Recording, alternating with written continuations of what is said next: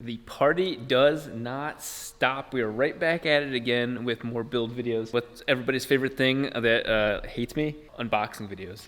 This is probably one of the most exciting unboxing video. I already unboxed it in a previous take in the video. I just didn't feel like it was accurate enough. It just was kind of like I was in a bad mood, and so I just generically unboxed this. That is my oil filter. That's one of two oil filters. A 6-inch wide metal-based filter. It is not a cartridge like you guys are used to. It is not a tube like this. This is my fuel filter, and it's got a replaceable sick-ass cartridge. The other one does not. It has a screen. That's it. A metal screen. Let's pop it open. Pop it open. So hard right now. Side note, I think tomorrow's video is going to be titled, "We Start the 4-Rotor This Week." I was going to use the title for this video, but this oil cooler is just cool enough by itself. And so what I'm going to do is mix in a little bit of out of order. For example, if you look in the back, that is my wiring harness. The footage you're about to see is the wiring harness getting finished. Quick. That only took, what, 3 hours? It took a little bit, around 3 hours. It's all done. At least these are done. All of the different ignition coils are all set up nice and clean. I'm super happy with that.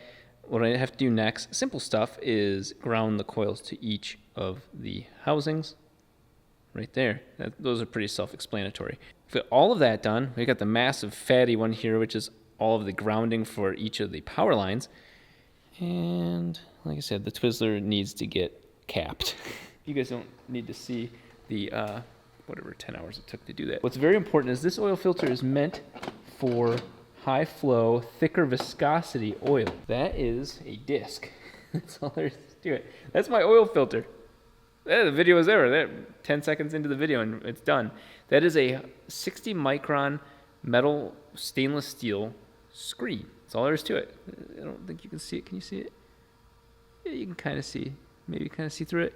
That's going to filter out your hopes and dreams, and just like life kind of does. The oil comes out of the pan right here, gets sucked, pulled out of the pan without any hesitation, goes through this pump right here, which is basically a supercharger. The supercharger pumps that to the dry sump tank. Nope, hold on, hold up. If you have bearings and crushed parts of the engine coming out of the engine, you want the filter right there. The filter goes before the dry sump tank, and the reason why is dry sump tank is affected, like everything else in this world, is affected by gravity. And so all of those little chunks of copper will sink to the bottom, and you won't know that you're destroying your motor. Instead, we'll catch them with this nice little stainless steel filter before that. One of two, I said. Really, this is wildly complicated, but the important part about this is this log that I'm pinching under here. That log is made out of aluminum and can be tapped. As much as I love tapping things, my goal there is to simplify my system. This is probably the nicest piece of equipment I don't deserve. It's got a 1/8 NPT port on the top and then triple distribution out. I need 4 oil ports, rear iron, middle iron, front iron, 5 turbo. There's 2 of those, for obviously, because 3 doesn't equal 5. I would prefer to take another oil filter like this, tap it so hard, have that be the distribution block with the oil pressure and temperature sensor all wrapped into one. And he does sell a unit that you actually install a cartridge filter on there as well. I'm afraid the cartridge may not flow as much. Who knows? I don't. If you're wondering about flow on this, well, even the guy gave me some information when I called him to ask him a lot of questions about it, because you know stuff like this is controversial and people will say it doesn't work. This very much does work. 12 AN can flow, I think, like what, 40, 50 gallons per minute? This unit, he claims, will flow 5 to 6. Way faster, way more volume than the dry sump tank will flow. Because remember, all the oil is no longer sitting in the pan, so it has to go through the bearings to get into the dry sump tank and considered flow. Most of it's going to be air or something frothy. I don't know. Do you think 60 micron is strong enough? Made for a man, strong enough for a woman, or whatever. It's an old secret deodorant commercial thing. This should definitely be able to tell us a lot of information about what's going on in the engine, but I still want to get down to about 10 micron to filter anything that could sandpaper the inside of that motor. And the weirdest development this week, no, is not the engine, is not people firing me as customers, but is this little guy. I cannot believe what has just happened. That's right. There's little rat. Why is he over here? I originally had him on the other side of the 4-rotor. This is the second time I've caught him. I nursed him back to health. I gave him tons of greens. Jarrett had left a bag of broccoli. Thank you, Jarrett. He went to rat because vitamin K is what kills them in that rat poison. And so for 3 days, I nursed him back to health using greens. Tonight, while I was working on the wiring harness and doing a live stream, I heard like a snap and then a snap pop. It was 2 snaps.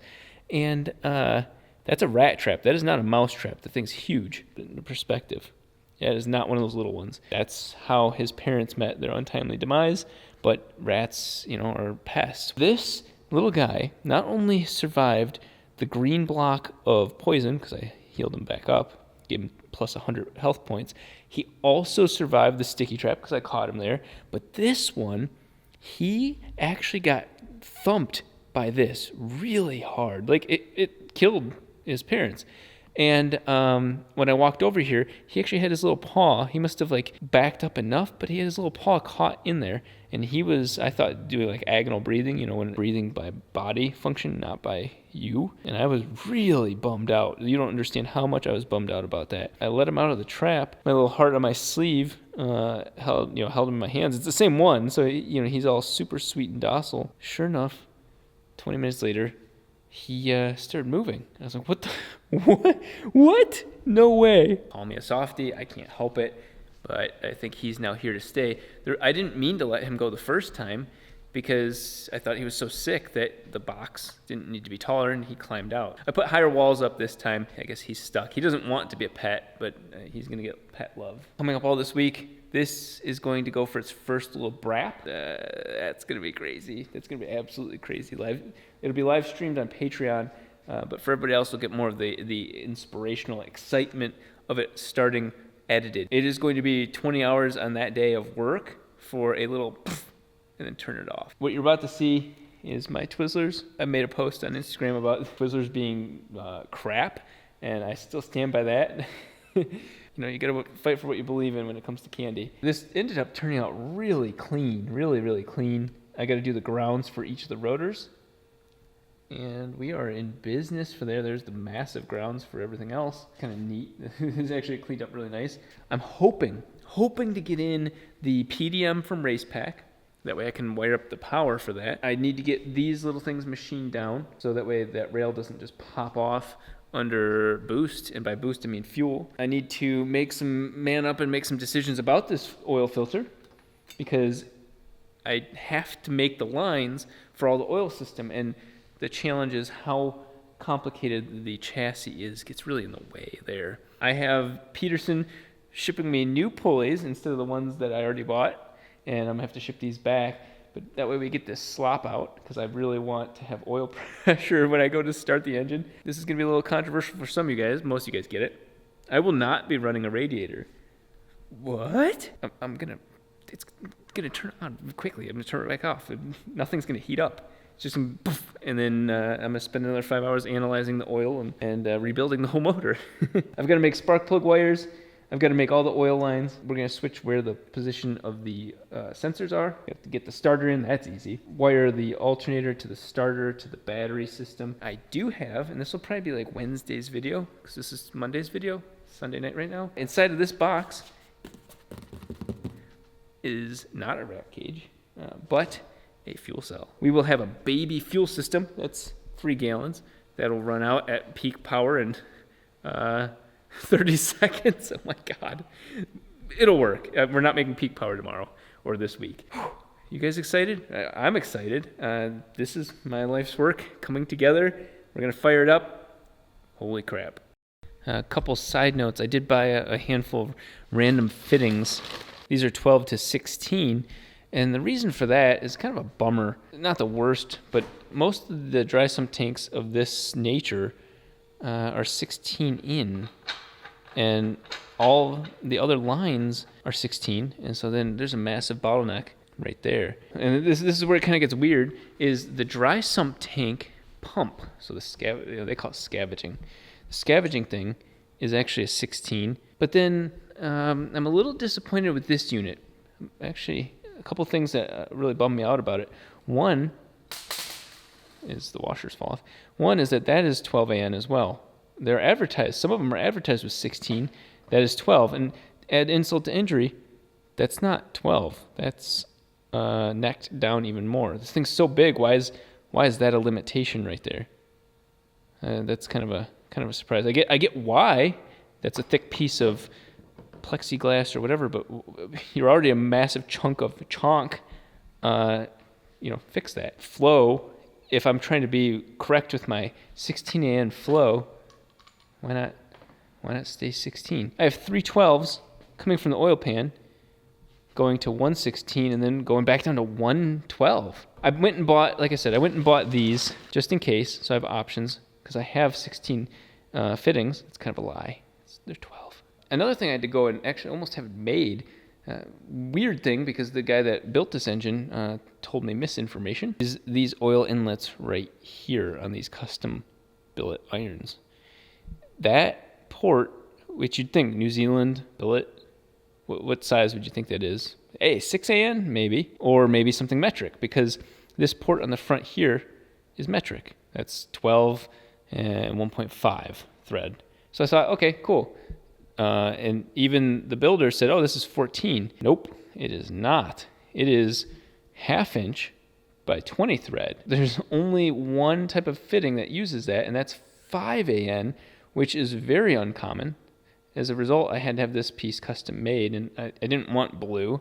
I'll probably order another one online. 5 AN to 6 AN, but they were both flares, and I had to actually have that machined for the time being. Did I mention it's blue? I've been ordering in custom ones. I've got 12. I've got 1/8 inch to 6. I've got 14. I've got 12. I think this one's I bought 12, 125, 1.25. Just there's so many different options, and this is the part that's kind of terrifying at times. Not what I'm doing right now, but just that one thing that can throw you off. Nice and clean. I mean, even this was a pain in the ass. For anybody that watches this that has a rotary engine, T2 second gen style rear iron, that's M18. Which, oddly enough, is actually a lot of oxygen sensors use that port. I'm trying to be better as a YouTuber and film an outro. So in summary, I have got about 4 other major surprises to bring to you guys. Some super aggressive, super exciting things related to the launch of this car, that engine. Not including firing it up. So I have 4 more unique things, companies that have gotten involved, products that I've purchased, that will take this build to the next level. Very exciting. This whole week's jam-packed. My goal is something like Friday, maybe Saturday, so 5-6 days from now. Just a little bit. It's almost here, guys.